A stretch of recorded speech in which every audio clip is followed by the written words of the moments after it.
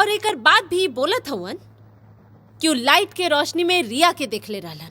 Your honour, उनकर बात से साबित होता कि 24 जनवरी के तूफानी रात में वो घर में ना रहलन और ई मामला में मिस्टर दुलाल दत्त के बेटी पंखुड़ी से कुछ सवाल जवाब करे खातिर अनुमति चाहिए। अनुमति देल जात बा। Thank you your honour. ए सुना, हमार सुमी कहाँ हिया? का भाई तू बोलत काहे नहीं खा? हमार बेटी कहाँ हिया? चुप मत रहा, बोलो ना ओके कहाँ छोड़ के आइला? घर में इतना रोशनी का है बा, बंद कर दा। ई घर में अंधकार के अलावा और कुछ ना चाहिए। ना, आज ही घर में अंधकार ना हुई। कहे कि आज हमार बेटी के जन्मदिन है। हाँ जन्मदिन बा, आज ओकर जन्मदिन बा और आज ही हम ओके मौत के सजा सुना के आवतनी। हम बाप होके अपन बेटी के जन्मदिन में ओके मौत के तोहफा दे के आईनी। ना, हमके विश्वास नहीं खे, तो ये काम कभी ना कर सकेला। तू झूठ बोलत हुआ। ना झूठ ना, हमार विश्वास करा रेखा, हम अपन हाथ से अपन बेटी के मौत के सजा दे के आईनी। तू एगो बाप होके मौत के सजा सुनावे से पहले का तोहर करेजा ना कापल? बाप होके बेटी के मौत के फरमान लिखे से पहले का तोहर हाथ ना कापल? बेटी के मौत की सजा सुनाए के बाद तू बेटी की आंख से आंख मिला पहले रहना। हाँ पहले रहनी। हाँ पहले रहनी रेखा। मौत के सजा सुनाए के बाद हम अपन बेटी के आंख में देखनी, वो आंख में आंसू लेके हंसते हंसते हमार तरफ देख दिया और हम बाप होके जज होके वहां से भाग के आ गई। नहीं वाह जज साहब वाह, तोहार नाम कानून के इतिहास में स्वर्ण अक्षर से लिखल जाई। अखबार में तोहार सच्चाई ईमानदारी खातिर बड़ा बड़ा फोटो छपी, खूब वाहवाही होई। शहर के सारा लोग तोहार जय जयकार करी, सोना के मेडल दे के तोहके सम्मानित करल जाई। पर हमार मन के कैसे तो सांत्वना देवा जज साहब? हमार मन के प्रशंसा ना, पुरस्कार ना, नाम ना, सिर्फ हमके हमार बेटी चाहिए। तोहर खातिर तो तू सब कैला, बाकी हमार खातिर तू का कैला? चुप हो जा रेखा, चुप हो जा। काहे चुप रहा हम? हमार दिल के अंदर आग जला के तू हमके चुप करावत हुआ। हमार 10 साल से तरसल माई के मन के चोट पहुंचा के तू हमके चुप करे खातिर बोलत हुआ। हमार ममता के तू खून कर देला और बोला तू हमके चुप करे खातिर। तू बाप नहीं का, तू बाप ना हो सकेला। बाप के दिल तोहर अंदर से खत्म हो चुकला। हाँ खत्म हो चुकल बा। बाकी अदालत में हम केकरो बाप न रहनी और सुमी भी केहू के बेटी न रहनी। अदालत में सुमी रहे खूनी और हम रहनी जज साहब।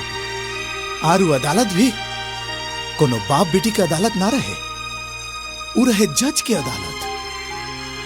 उ अदालत में खड़ा होके जज साहब अपराधी के मौत के सजा सुने लेबा। तू जाने लो रेखा, जैसे कि कानून के नजर में बाप बेटी के रिश्ता के कोनो मोल नहीं खे रिश्ता के, लेकिन हमारे लिए हमार बेटी के जान कीमती बा। हमार बेटी के खो के हम अंदर से टूट गई नी रेखा। हम भी तहार जैसन कंगाल हो गई नी रेखा। अब हम कभी अपन बेटी के अपन सीना से लगा के प्यार ना कर सका।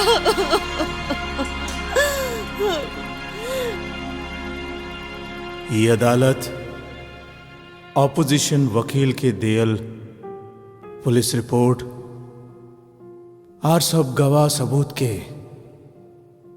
मद्देनजर रखते हुए ई नतीजा में पहुंचल बा कि मिसरिया ही दुलाल दत्त के असली खूनी बिया। यही से मिसरिया के भारतीय दंड विधि के 302 के तहत फांसी के सजा सुनावल जाता। एका तू कहाँ जा तड़ू? कोर्ट में। कोर्ट में? हाँ, एक दिन तू हमके कोर्ट में जाए खातिर मना कैले रहला। हम तो हर बात मनले रहनी, बोलले रहनी। अगर फिर कभी हमके कोर्ट जाए की जरूरत पड़ल तो तू हमके वो दिन ना रोक पा। ठीक है, अगर तू ना चाहेला तो हम ना जाए। बाकी एगो वादा करे के पड़ी हमसे।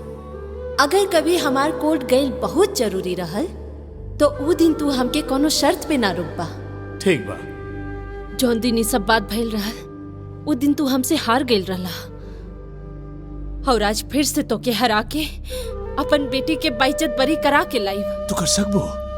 तू सच में हरा सकबो हमके? अगर सच में तू हमके हरा सकबो तब वो होई हमार जीवन के सबसे बड़का जीत। हार जीत ये सब हम कुछ न जाने ली। हमके बस पता बा कि हम अपन जिगर के टुकड़ा के वापस लेके आई, हम ओके छुड़ा के लइबे करब। लेकिन रेखा, तू ये सब हम ई केस के वापस चालू करे खातिर हाई कोर्ट में दरख्वास्त कैले रहनी। हमार दरख्वास्त तो लोग मान लेलन। तो हमके आशीर्वाद था कि आज हम सफल हो सके। हमारा आशीर्वाद तार साथ रही। जा रेखा, सफल होके बेटी के लेके वापस आवा। जा।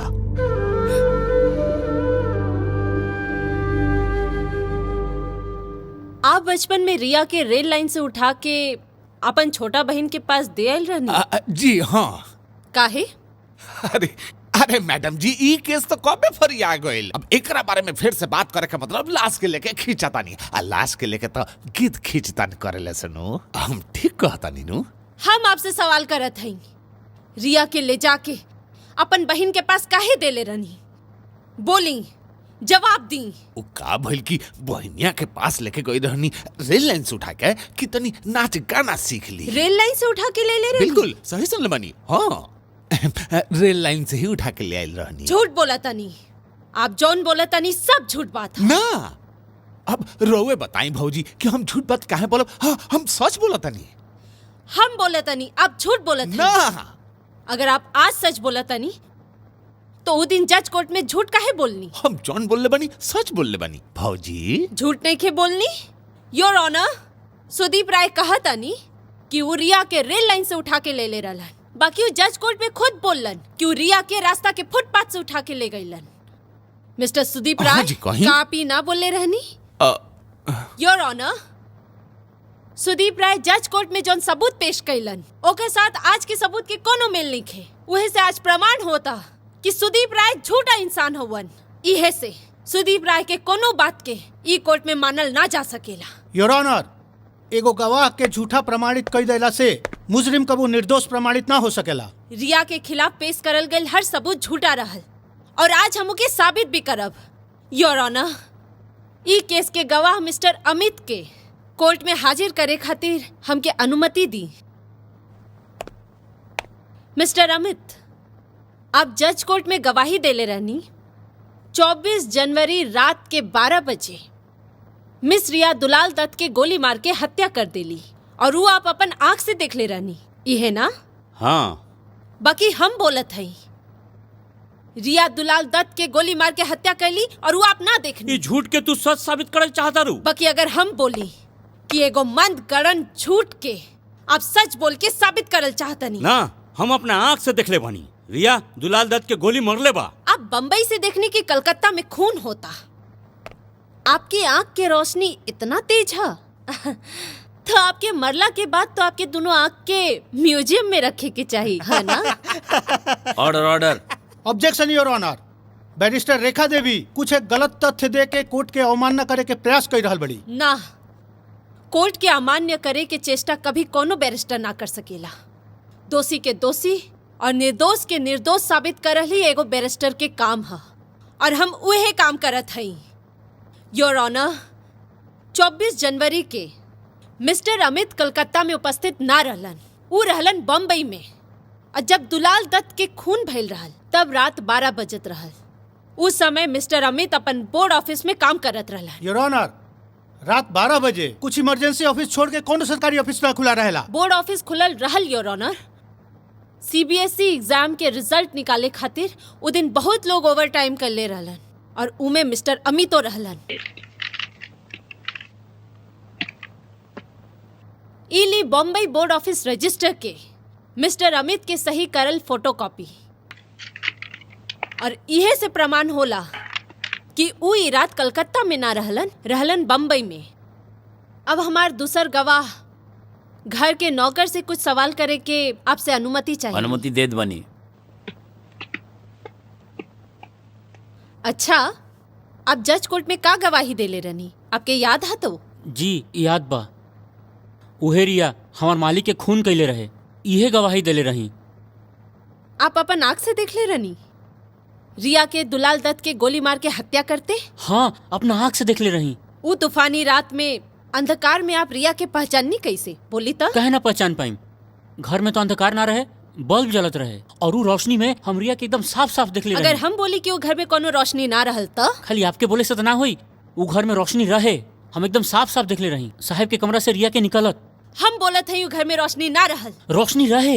हम फिर बोलत हई वो घर में रोशनी ना रहल, अंधकार रहल। ना, वो घर में बल्ब जलत रहे। झूठ बात है योर ऑनर। वो दिन रोशनी ना रहल। वो दिन के अखबार में भी छपल रहल कि म्युनिसिपैलिटी एरिया में इलेक्ट्रिक सप्लाई ऑफिस से बताइल गल रहल कि तूफान के वजह से 24 जनवरी के रात 11 बजे से 2 बजे तक कोनो बिजली ना रहल। ई रहल ओकर रिपोर्ट। और एकर बाद भी बोलत हवन कि वो लाइट के रोशनी में रिया के देख ले रहलन।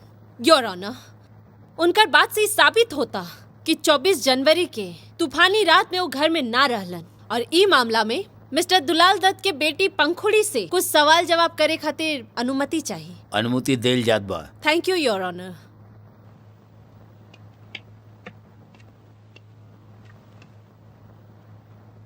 का मिस्टर दुलाल दत्त आपके पिता रहलन? हाँ।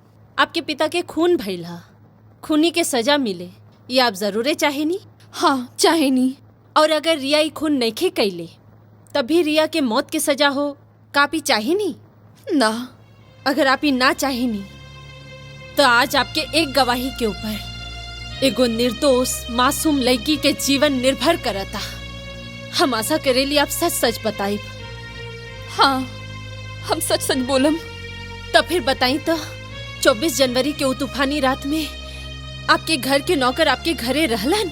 मतलब कब है? जवाब दी, जवाब दी। चुप करके मत रही। बोली बेटी, बोली। आपके यह चुप्पी ओके फांसी के फंदा तक ले जा सकेला। जौन बेटी अपन बाप के बाप कहा के पुकारे ना सकल, जौन बेटी अपन माँ के माँ बोल के ना पुकारे सकल, जौन बेटी अपन माई के गला ना लग सकल, जौन केकरो पास से तनी प्यार ना पा सकल, तोहरे को सच बात के ऊपर ओके ओके सब मिल जाई। बोला बेटा, बोला। चुप मत रहा, बोला। जवाब दा, बोला बोला। योर ऑनर, उस दिन हमारे घर के नौकर हमारे घर में ना रहे, छुट्टी लेके गांव गए रहे। मिस पंखुड़ी, आप जा सकेंगी, हम क्या और कुछ पूछे के नहीं। योर ऑनर, ये अदालत में हम और 2 जन के हाजिर करे चाहतनी। जोन फोटोग्राफर रिया के फोटो के साथे कोनो दूसर के फोटो जोड़ के रिया के चरित्रहीन साबित कैले रहल, उहे फोटोग्राफर के और एगो बाड़ी रिया के पाले वाली माई, वो ई केस के बारे में बहुत कुछ जाने ली। हम वो दोनों के ये अदालत में हाजिर करे खातिर कुछ समय के मांग करत हैं। Permission granted.